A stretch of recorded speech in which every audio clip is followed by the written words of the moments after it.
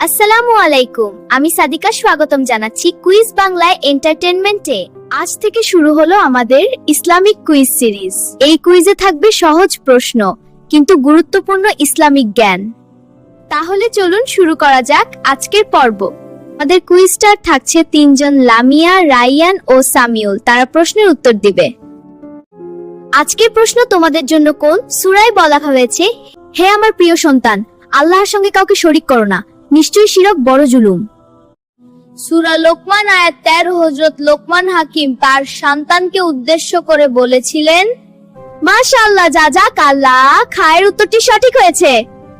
দর্শক, তোমাদের জন্য প্রশ্ন, নামাজ কায়েম করো, ভালো কাজের আদেশ দাও এবং মন্দ কাজে নিষেধ করো। বলতে হবে এটি কোন সূরা এবং আয়াত। কমেন্ট বক্সে কমেন্ট করো। প্রথম কমেন্টসকারীর নাম বলা হবে আগামী পর্বে। এর কুইজ এখানেই শেষ। ভিডিওটি ভালো লাগলে লাইক দাও, বন্ধুদের সঙ্গে শেয়ার করো আর সাবস্ক্রাইব করো। আল্লাহ হাফেজ।